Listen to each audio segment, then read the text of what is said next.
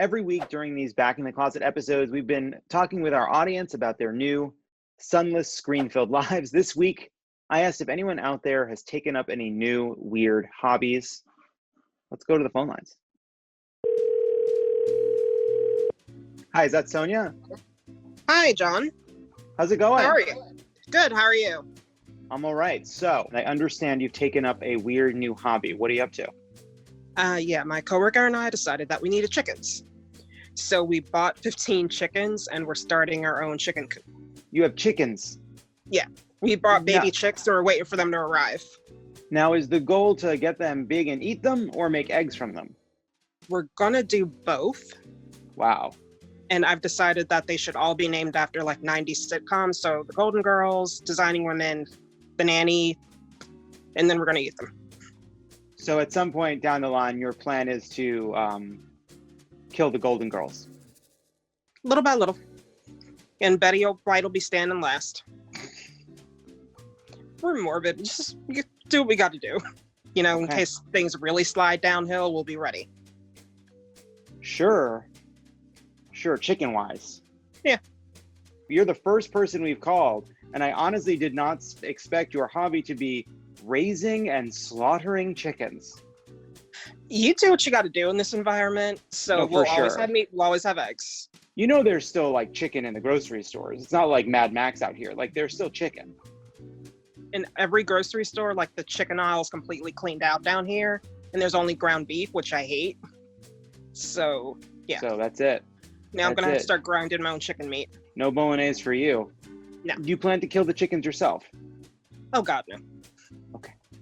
I'm just gonna pretend that it was one of the chickens that we didn't like or tried to peck at us, and she had to go. And you're like, this one's Blanche. Yeah, and I love Blanche. We'll say this one's Julia Sugarbaker. This one's Sophia. Yeah. Yeah, so that's this our one's hobby. the nanny. Yeah. Just you and your chickens now. Yeah, just me and the chickens. All right, Sonia, stay safe out there. Okay, thank you. Love you guys. Thanks for calling. Hi, this is Colin. Oh my God, hello. Hi, Colin. Hey, what's up? We understand you have a weird new hobby. Yeah, so my grandma randomly told me, like in passing, that we're maybe related to Chester A. Arthur. And so I was like, okay, we're going to do an Ancestry, like deep dive here. 21st president of the United States, I believe. Yes, that is right. Colin, I love that project for you. Can I, if you don't mind me asking, and if it's uncouth, you don't have to answer. How old are you? I'm 18. You're 18. Have you ever seen the film Die Hard with a Vengeance? Would it make you upset if I said no? No, but I want you to see it because he figures prominently in that film. Incredible. So what have you learned about Chester A. Arthur? My dad was very quick to point out that he is a Republican, and I was like, that's cute. It was before the party realignment, but nice try. And I live in Kentucky. Life is hard. Okay. Any other interesting facts about Chester A. Arthur you could pass along?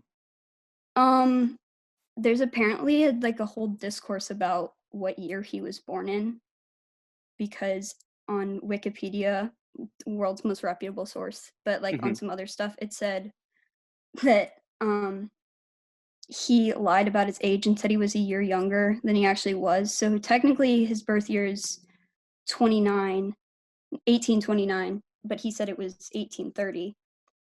And then apparently there was a whole fiasco about they tried to, because he was born in Vermont, but some people think that's actually a lie and that he was born in Canada and that he wouldn't be constitutionally eligible to be president. But then that whole hoax fell flat and it never really. But have we seen the birth certificate? Why would you do this to me? Are you guys still coming to Louisville? That's my own personal thing. I don't know. I hope we can. If we can't come now, we'll come soon. All right. I know where Mitch McConnell lives. We can trash his house. How about we just trash them, at the polls with votes? I'm working on it. I'm getting my entire senior class registered to vote. So That's great. it's like 250 people. Yeah. Colin, thanks for joining. Thank you so much. This made my day. All right, good luck with that research project, okay? I'll let you know how it goes. Is this Christina? Yeah, it is. How are you doing? Good. How are you? So I understand that you've developed a strange new hobby. Yes, it's not great.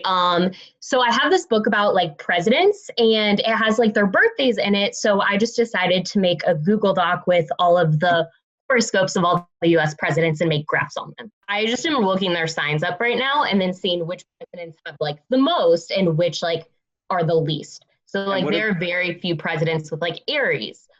For example, there are only 3 of those. Well, that'd be three out of 40, what, how many? 43 technically? I mean, we call them 44, but it's 40. How many, what number is Trump? 44. So it's 44 people. Yeah. So 3 out of 44, it's like a little less than 1 in 10. So it's like, yeah, still feels about random. Yeah, no, it's very random. There's no point to it. Basically, this is just like me being able to tell people random presidents for like my bar trick. Like, do you have a bar trick? Like party trick? Yeah, my bar trick is I don't go to them. Oh, that would be smart. See, I don't do that. And instead, I guess people's like horoscopes and Myers-Briggs. But when I fail, I can just be like, oh, did you know this horoscope about this president? So have you done anything about Chester A. Arthur? I have his horoscope. And when do you have his birthday listed? I don't have his birthday. He's a Libra, though. Do you have his birth year? No. Are you aware that there's actually a pretty big brewing controversy that more and more people are talking about when he was born? No, I have not heard that. Can we get Colin back, please? Christina from Kansas City, Yes. Meet Colin from Kentucky. Colin, Christina is working on all the horoscopes for all the presidents based on their birthdays. You have some pretty important new data about when Chester A. Arthur was born. Can you please just fill us in on what your latest cutting edge research on Chester A. Arthur has taught you? That came straight from the most reputable source on the internet, Wikipedia. Yeah, sure. I'm trying to talk you up, Colin. I'm trying to big you up here. All right, you're on the spot. You don't have to get. You didn't need to give away the game. What do we know about what do you know about Chester A. Arthur's real birthday?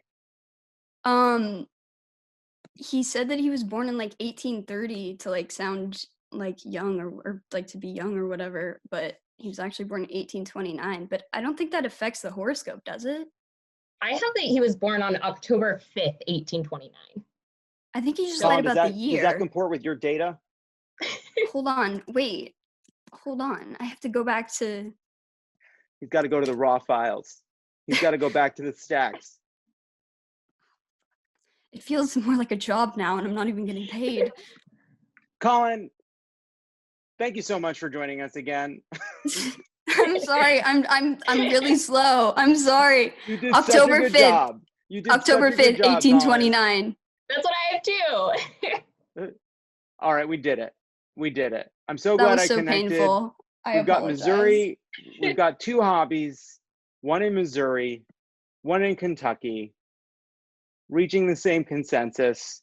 Colin, thanks for letting us call you back. I'm glad I connected you and Christina. Hi, is this Caroline? Yes. So I understand you have a weird hobby, a weird new hobby. Me and my friend decided we would try to make candles because it would be as time consuming as possible. Mhm. And to do that, we wanted to make them in wine bottles, like those cute little candles you get that are like cut wine bottles. So to try to do that, slice the top off a wine bottle so it was open, basically, like turn it into a glass. And to do that, we watched all these YouTube tutorials where you tie twine around it and then light it on fire and then stick it in ice. And that is supposed to crack the glass of the wine bottle. And we watched. So hold on. So the idea. So we're not even at the candle stage yet. We're making cups. Yeah. You're talking about making a cup. Yes. And so the idea is you create a line around the wine bottle, and then you make it really hot, and Yeah, then you like make it you really cold. flame, and then you stick it in ice, and that should, the heat and the cold, I don't know, is supposed to crack the glass of the wine bottle. Hmm. And how's that gone so far? Absolutely terribly. We watched it on YouTube and we did everything they did, and we tried 5 different wine bottles thinking, okay, maybe it's the bottle. No idea. Were you drinking the wine? The wine was already drank. Okay. And so your hobby is not making candles? We're not there yet. We're still working on it. See, it's become more time consuming than planned, which is great because I'm a teacher, so school is not in session. Have all School's the not time. in session. I mean, I suppose probably the best people at making candles, it's a challenge, are the Amish, and they don't have YouTubes. So you can't really find out the great ancient techniques. Have you considered making candles in other objects like candle holders? We moved to that today, and that actually was a success. Who is we? Well, that was just me. It was me and my friend who did the wine bottles. Today, I don't. made, It's you sort know- of sounding like you don't have a friend. It sounds like you're doing this alone. And I feel like it's okay to say that you're doing this alone, because halfway through you had a friend and then you didn't have a friend anymore. Yeah, So it's you- been a, sometimes. Now is the friend, you have a friend Yes, and they're with you now? not right now. Not right now. But where are they? At their apartment. So, okay. Okay. All right. Well, Caroline, thank you for sharing your weird new hobby. Good luck. I would suggest like skipping right to the candle making, and I would do a little bit less glass blowing and other hot, dangerous, sharp activities. I was thinking they were kind of science experiments, but we're gonna take it a step down. Okay. Okay. Maybe a volcano with baking soda. Start there. I like that. Good idea. Caroline, thanks for joining. Thank you.